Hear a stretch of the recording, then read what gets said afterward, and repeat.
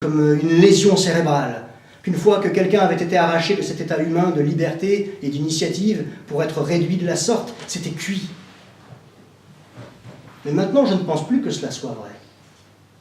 Depuis, mon expérience s'est élargie. J'ai vu des gens qui avaient été réduits en purée, qui auraient dû n'être plus que des robots, que des machines qui font ce qu'on leur dit de faire. Et tout à coup, il y avait une étincelle, un moment de liberté et d'initiative. Et rien dans leur vie passée ne pouvait expliquer ce moment. Il n'y a absolument aucune différence, aucune délimitation entre cet homme et son œuvre. Le tricheur et le héros, le loser et le génial, l'élu et le raté, le profiteur et le philanthrope, puis tous les autres à leur suite ne sont que le produit des tentatives dickiennes d'éventrer le tulle du réel. À chaque nouvel univers dactylographié, sa nouvelle incarnation de Dick, comme de sa némésis. Peut-on affirmer qu'il était fou en permanence? Peut-on affirmer qu'il était vraiment fou? Et s'il était fou, mais seulement par intervalle, quand devenait-il fou?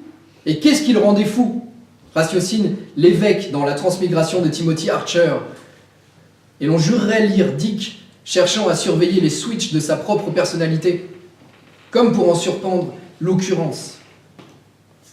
Combien de fois ce quadruple insoluble problème dut-il s'imposer aux épouses de Philippe Cadic?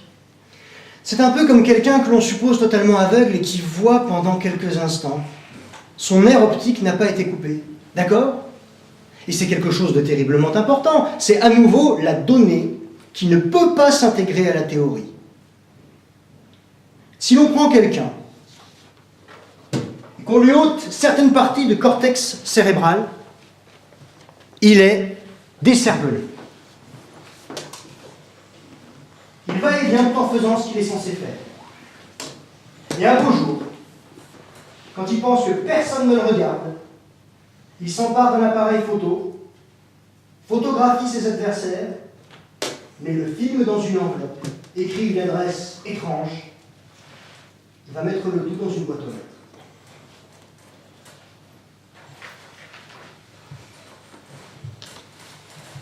J'ai vu des gens qui avaient été littéralement décervelés, se dresser et faire les choses les plus nobles, même si cela ne durait qu'une seconde. Pas besoin d'agir pour l'éternité. Le Christ lui-même n'est pas resté sur la croix éternellement. Je ne suis pas une personne, mais une voix qui s'admoneste. Pire, je parle comme j'entends parler. L'air de rien, ou presque, cette autocritique de Dick allusionne à cette voix qui s'adressa à l'écrivain comme depuis l'intérieur de son crâne, conscience d'une vie antérieure à partir du 20 du mois de février 1974. Cette voix off et les visions qui s'y agrégèrent comme au cinématographe sont devenues dès lors le point d'interrogation le plus courtisé de la vie du romancier. Le récurrent sas d'entrée de tous ses lecteurs, sceptiques, fanatiques ou autres. Dick se prenant pour Simon le magicien, Dick s'exprimant dans des langues mortes ou inconnues de lui, Dick entraîné en voyage astral vers la Grèce antique ou la Rome de César, Dick recevant un rayon de lumière couleur de fraise, l'alertant de l'imminence d'un grave événement qui se produira bien dans le réel, Dick projeté dans son propre cinéma personnel comme au cœur d'une lanterne magique dont son cerveau alimenterait la lampe, forcé d'admirer les fresques des plus grands maîtres du XXe siècle, du cavalier bleu au surréaliste, en contact visuel avec des œuvres picturales qu'il affirmait ne pas même connaître.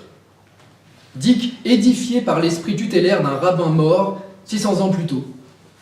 Certaines personnes affirment se souvenir de vie antérieure. J'affirme me souvenir d'une autre vie présente, très différente. Je n'ai pas connaissance de quiconque ayant affirmé cela auparavant, mais j'aurais tendance à soupçonner que mon expérience n'est pas unique. Ce qui peut-être est unique est le fait que je veuille en parler. Si l'anamnèse devient chez lui un phénomène conscient, quelles qu'en soient les causes, il n'est pas impossible que Philippe Cadic ait vu ce qu'il n'était pas censé voir, ou ce que nous sommes censés voir mais ne voyons pas. Le film perdu de nos vies oubliées. Nos chairs se souviennent de celles qui les ont enfantés. Notre code porte sur lui les turpitudes et les emballements qui, par centilliards, ont régenté notre venue à ce monde. Nous sommes ceux qui nous ont précédés, comme nous contenons ceux qui vont advenir. Posons que la mémoire collective est engrammée dans notre ADN, comme une cinémathèque dans un disque dur en réseau. L'histoire de la mémoire, telle que filoutement proposée par nombre de nos savants, est une opération interlope visant à homogénéiser, donc ratiboiser, cette collection interpersonnelle de films, ne travaillant qu'au nivellement par la moyenne, c'est-à-dire par le bas.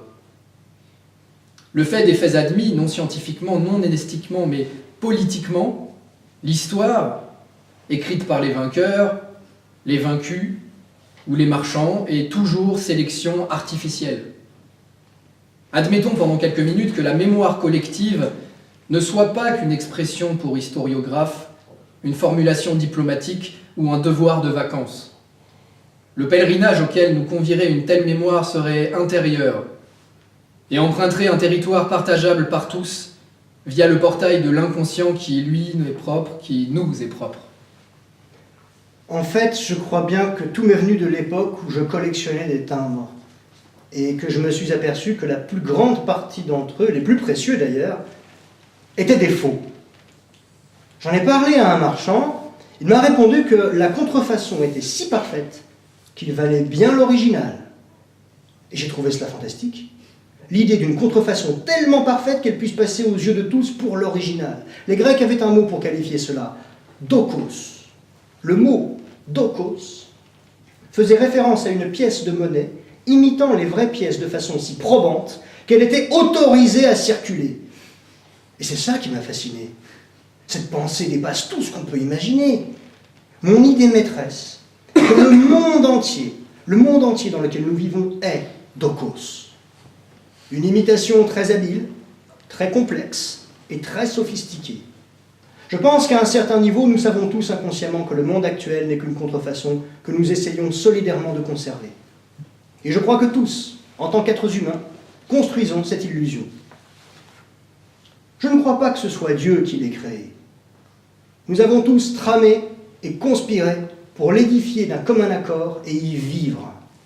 Mais il nous reste de nombreux souvenirs du monde réel dont nous connaissons l'existence. Par conséquent, je pense que mes romans rencontrent l'approbation du public parce que quelque chose en lui se réveille devant ce rappel obsédant. Devant la recrudescence des théories fumeuses visant à établir Dick comme un malade mental, Pourquoi pas? un affabulateur, Pourquoi pas? ou encore un terrien élu par la divinité ou des extraterrestres afin de devenir le récipiendaire d'informations cosmiques, Pourquoi pas? son ami Norman Spinrad décide en substance que face à la multiplexité des réalités qu'abordait l'auteur de Blade Runner, toutes les réalités sont des réalités altérées, les unes vis-à-vis des autres.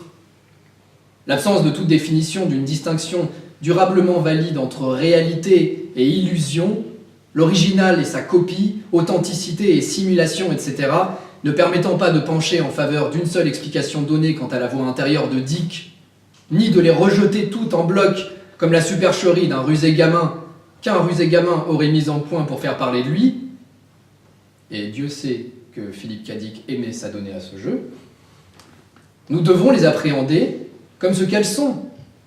Quelques hypothèses, y compris des plus extravagantes, sainement formulées par Dick lui-même.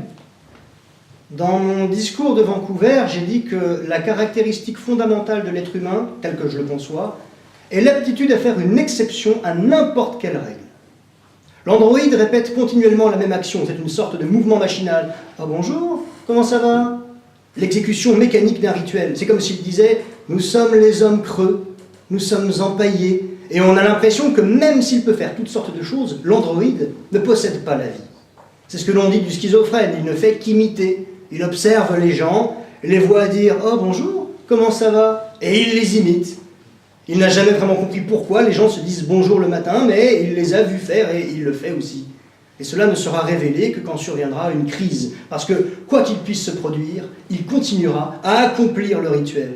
« Oh bonjour, comment ça va? La maison est en train de flamber et vous dites « Ce n'est pas le moment! Attrape plutôt un extincteur !» Et il répond « J'espère que tu as bien dormi. » Et tout à coup, vous réalisez que vous êtes en train de parler à un androïde. Ou alors vous êtes mort et il dit « J'espère que tu as bien dormi. Tu veux une tasse de café ?» Vous êtes mort et il vous propose du café. C'est vraiment cauchemardesque. Je crois que c'est l'essence même de la folie. Comme si je tuais ma petite amie et que je l'empaillais pour pouvoir lui parler sans qu'elle me crée de problème.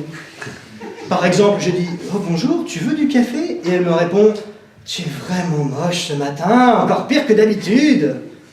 Mais cela vaut quand même mieux que si elle était empaillée et que je lui dise « Bonjour, tu as bien dormi ?» et qu'elle ne puisse pas me répondre et que je trouve cela bien plus pratique. J'ai un ami qui est resté assis pendant 5 jours et qui a finalement déclaré qu'il était complètement transformé. Il avait compris tout ce qu'il y avait à comprendre. Et par conséquent, il était devenu un autre homme. Et je lui ai demandé, « Qu'est-ce que tu vas faire maintenant ?» Il m'a répondu, « Je vais rester assis parce que je me sens vraiment tellement bien. » Tu es resté assis ici pendant 5 jours. Tu as tout compris. Tu te sens merveilleusement bien. Et tu ne vas rien faire. Tu vas rester assis ici pour le restant de tes jours